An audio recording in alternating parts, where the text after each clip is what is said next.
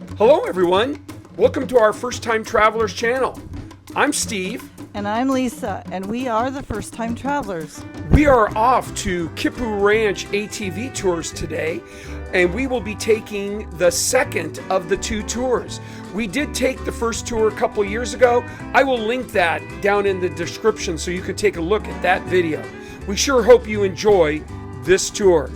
We really want to encourage you to hang around until the end of the video because there are several items that you really do need to be aware of. So, if you do like this video, please don't forget to like it, and if you can, subscribe to our channel. Mahalo!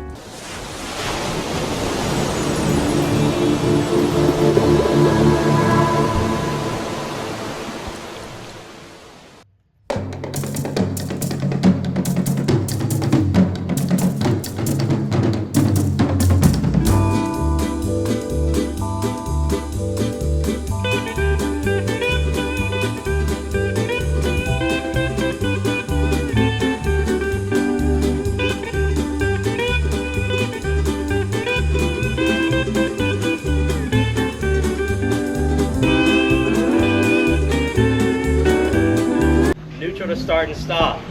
Low gear and reverse are not going to be used unless you're instructed to do so. So don't worry about that, just neutral and high gear all day long.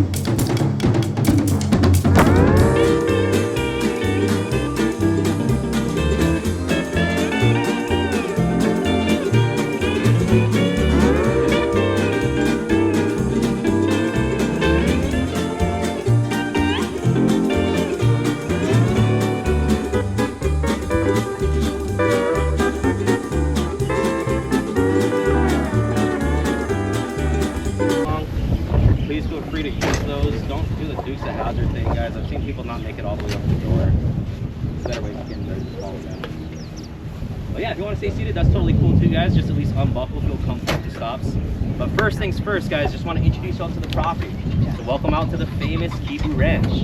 Now, Kipu Ranch today is a 4,200 acre property, but it's also a 3,000 acre certified working beef cattle ranch. Both the cattle ranch and the property itself are owned and operated by the Rice family. But before the Rice family came into acquiring all of this land, it did first belong to Hawaiian royalty. A princess, in fact, by the name of Ruth Haley. Now, Princess Ruth was the granddaughter of King Kamehameha I or King Kamehameha the Great, the man responsible for uniting the entire island chain in one kingdom. Strictly, Olala Hobutton, for speaking her native tongue. And luckily for her, she had the perfect partner. A young William Hyde Rice, one of the original Rice family members' kids, one of the 8, one of the older sons. He fell in love with the Hawaiian culture at an early age and started to learn the language. He later on became the personal translator of the princess during those times. So it's because of this unique relationship that they shared and the love for the Rice family that the princess decided she wanted to sell them some land.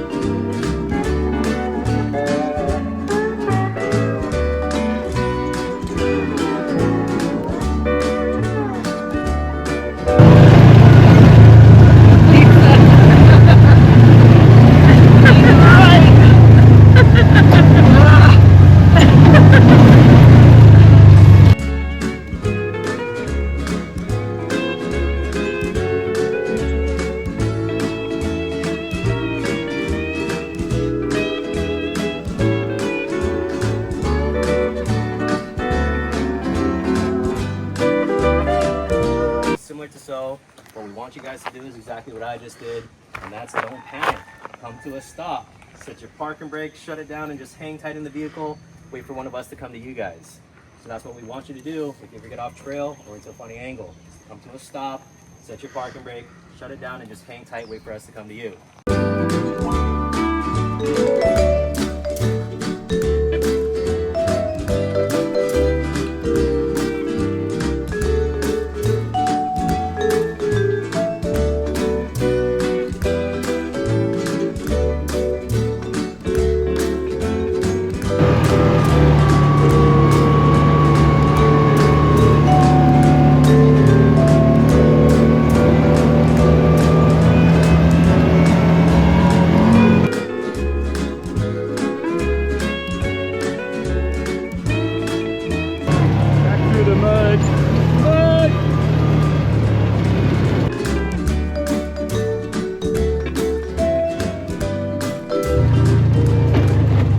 Started to rain. Woo! Keep those poodles full. Oh yeah, look at the rain. It's so pretty.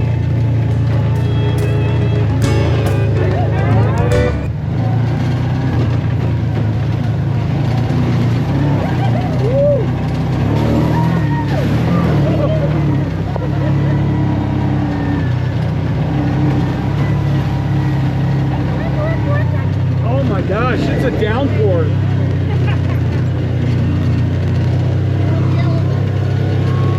Holy schmoly!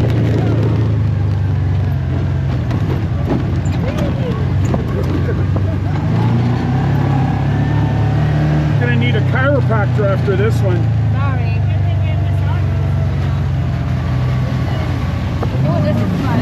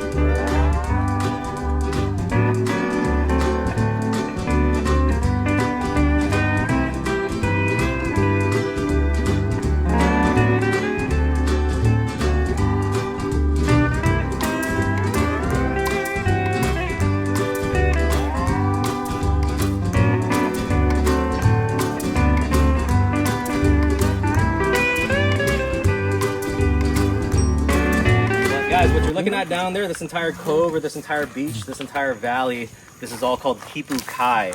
So Kai in the Hawaiian language, K-A-I, that just refers to salt water or the ocean.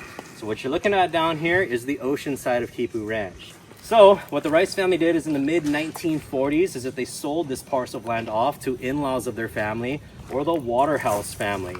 John T. Waterhouse to be more specific there, but Waterhouse was just the maiden name of Mrs. Rice, so still in the family, just on the wife's side of things.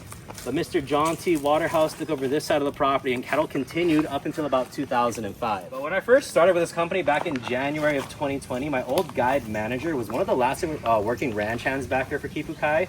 He actually helped move the last herd of cattle from this side of the property to our ranch side back in November of 2005. And being that he was one of the last cowboys back here for this side of the property, he got to go a lot further than this fence line because that's as far as we get to go to this day. I was actually invited into the trustee home and said it was like a living museum. Lots of ancient artifacts of old Hawaii, maps and photos of the island before the urbanization. He said that there was also a portrait of Princess Ruth in the dining hall, which is pretty rare because she didn't like to have her picture taken. And there was also a guest book in that trustee home that dated all the way back to 1890. And while he was kind of going through the pages of that guest book, one of the signatures that stuck out in his mind was a signature signed by Jacqueline Kennedy, dated a few weeks after John F. Kennedy was assassinated. So this is where she came to get away from the rest of the world and the media pressure during that time. And then also too, whenever the two cowboys of Mr. Waterhouse, whenever they couldn't find John down in the valley, they could always trust to find him right up here on this grassy bluff. That was one of his favorite spots, and that's how they used to do it back in the day before cell phones. They would just go check his favorite spots. But he used to spend a lot of time up here, either reading or writing in his journal, or just overlooking the valley view that you guys have right now. So they figured what better place to put a little monument for him than right up here in his favorite spot. So don't be freaked out, because I always get asked if he's buried there, and he's not. He's over on Oahu with the rest of the Waterhouse family. But that right there is just a little monument for him. And it's actually designed for people to view the property from his favorite point of view as well. That smaller stool-like stone in front of the monument is for people to sit on and gaze at the property from his favorite point of view. The two vertical stones right behind it resemble his two cowboys he'd always had by his side. And then on the headstone of the monument, there's actually some leis or flower necklaces hanging off of it right now. And that lets us know that there are family members here visiting the property. That's kind of their tall tale way of letting us know they're out here, is that they'll throw a lei around John every time they're home. So there is somebody down there right now because that red lei is brand new. That wasn't there last week. But behind all of those leis or flower necklaces, there's a metal placard with a picture of Mr. Waterhouse and his horse. And it's also got the two names of the cowboys he had working for him at the time. And then right behind all of that, in the headstone itself, they did cement in Mr. Waterhouse's reading glasses and his journal into that headstone as well. So it's kind of like a living time capsule. And I do believe that it's in there because at one point in time, there was a whole lot of talks of these guys wanting to bust open the monument to gain access to the journal entries that he made back in the day. And then also, guys, you might recognize Kipu Kai from a few other big motion pictures as well. 6 Days and 7 Nights, Harrison Ford and Anne Hesh. They crash land and set up the camp down here at this beach. Jurassic Parks 2 and 4 use this side of the property as well. In the second Jurassic Park film, the family has their yacht docked off in this bay. They're having a really nice picnic along the shoreline. Little girl wanders off, gets attacked by smaller dinosaurs.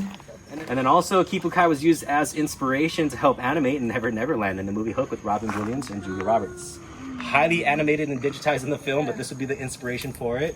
So just imagine some tiki torches down here in the valley, waterfalls coming off the backside of this ridgeline, and then Peter Pan and the Lost Boys flying into this low saddle here.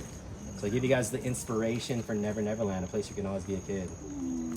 And then also, Kipu Kai was featured most famously in the movie The Descendants with George Clooney. So has anybody seen that one? Yes. Yeah. It was on Hulu the last time I saw it. But in that film, for those that didn't see it, George Clooney and his family come into inheriting a lot of land out here in the state of Hawaii. I don't know who it's based off of, but they're basically trying to figure out the whole film whether they want to sell off the property or keep it in the family. And George Clooney's on the side of keeping it in the family.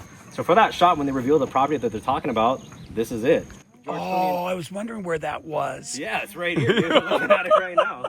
But when they reveal the property that they're debating on selling, this is what they're talking about. Get guys. out of So here. George Clooney and two children are pictured right in front of the monument. Yeah. They actually just crop it out for the shot, but they're standing right here on that grassy bluff. Yeah, and then also too, what you're looking at down there, guys, that is a public beach.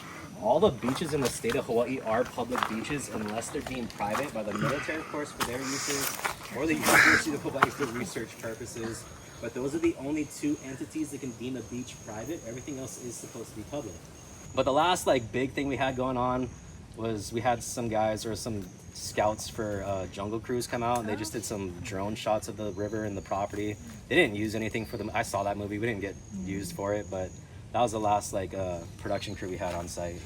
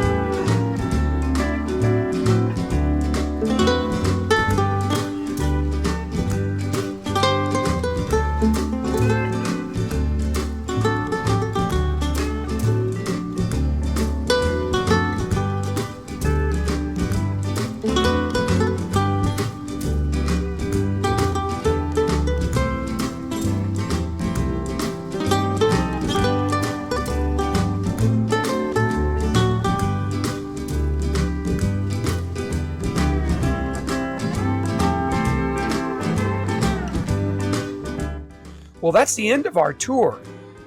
Really, the difference between the two tours offered by Kipu Ranch is one, you get wet in the waterfall if you choose, and the other one, you do not. We do recommend you bring a couple extra things. Number one, something to drink. Water's not offered, so bring something to drink. The other thing is they do offer snacks, but for free, but you might want to bring your own just to have something extra.